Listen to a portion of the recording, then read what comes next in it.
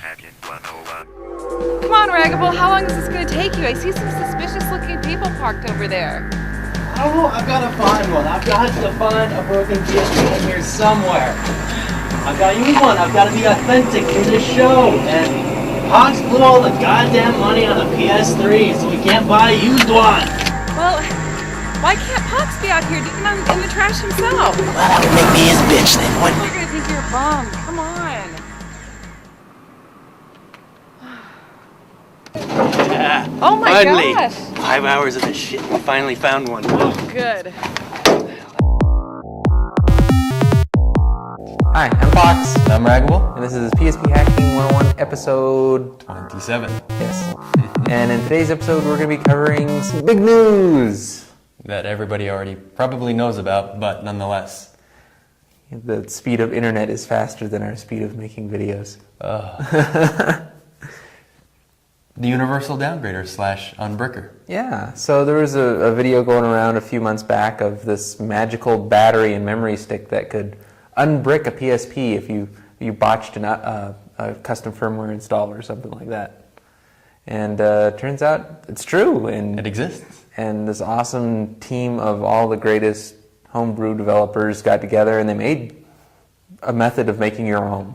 The Justice League of Hackers on PSP. Alright, so let's get to it. Let's flash your battery. Requirements. A spare PSP battery, if you have one to spare, there are ways to restore your battery from modified to unmodified. Secondly, a spare Memory Stick Pro Duo, if you have a spare one. If not, it can always be restored too, but it's just nice to have these two things sitting around just in case. So, and it needs to be less than 4 gigabytes, but it's recommended about 512. They say 256 will work. And then of course, as usual, access to a PSP with 1.5 firmware or a custom firmware on it. And the battery needs to be a Sony battery or a reputable third-party battery. I'd try it on a Sony. Yeah. Okay. Now that you have your required materials, you are ready to go ahead and start the process. First thing, format the memory stick inside any PC format utility that you can get your hands on. When we did it, we had to do it in XP and we had to format it as a FAT partition. Secondly, you need to now put the memory stick into the PSP, connect it to your PC, and run the MSP format utility. This is logically formatting the memory stick. We were only successful doing this in Windows XP. It can be done in other operating systems, but we couldn't get it to work. Yes, so you have now logically formatted your memory stick. You need to now set up the necessary folders. You need to set up the root PSP folder, and in the PSP folder, set up the game folder, where you will extract the installer and battery folder contents so that you can run the homebrew later on. Secondly, you need to download the official Sony 1.5 update and put that onto the root of the memory stick and rename that to update.pbp. Now you need to make sure that this PSP is capable of running 1.5 kernel mode eboots. Yes, so it has to be a 1.5 PSP or your custom firmware needs to be in 1.5 mode, whatever. So after that, go ahead and run the installer program, which will create the firmware files on the root of the memory stick, as well as the msipl.bin file, which is the actual binary whatever file written to the battery. So that's an important piece right there.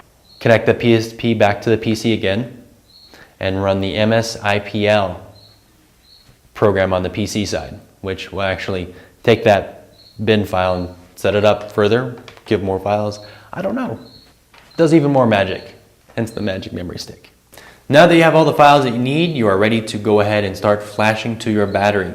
Go ahead and go back to your PSP and run the Pandora's Battery Creator homebrew application.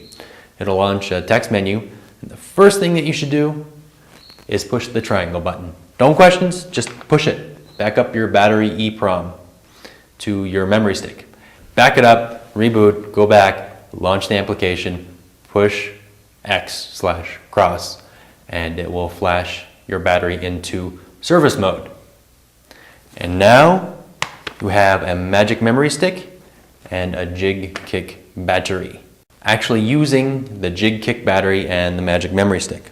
Remove the power cord and make sure your battery's at 50% or greater, probably greater. Have it fully charged just to make sure because it kept on bitching at us no matter what we did. And then go ahead, start up the PSP, and it'll give you an option to back up the PSP NAND flash with triangle as well. Go ahead and do that. Some essential stuff that is backing up. And then it'll reboot, I assume. I forgot already. If it reboots, it reboots. If it doesn't, stay in the menu and push X to flash to downgrade to 1.5. Unbrick it. You're flashing. And that's it. Then you will have a freshly downgraded / unbricked PSP at 1.5. Mind you, it's not full. Yes, this is a minimal 1.5. Secondly, if you're unbricking a PSP, it cannot regenerate the ID storage for you. This is an essential component to the PSP and is necessary to run UMD games. And you'll lose some region settings as well, or something like that.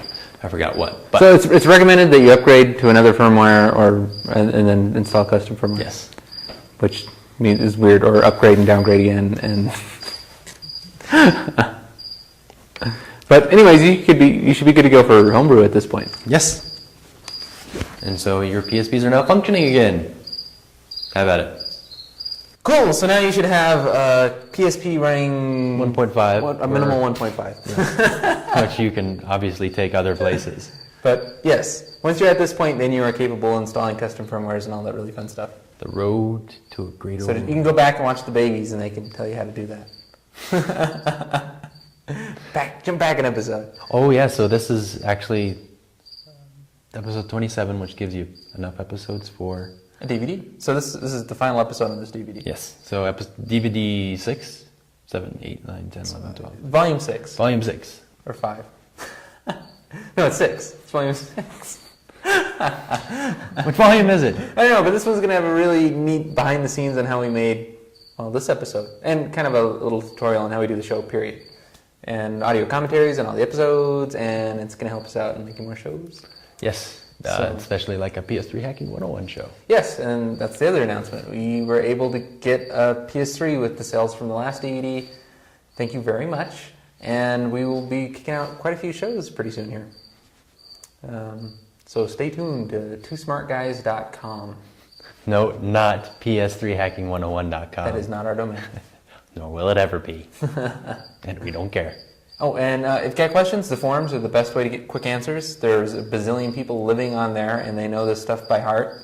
Yes. You can try emailing us, poxandragable at psphacking101.com, but we most likely won't answer you. Sorry. We just No get a lot of offense, emails. it's just a lot of emails and... Anyways, have fun. Yes. It's late. I think I see some creepy guys over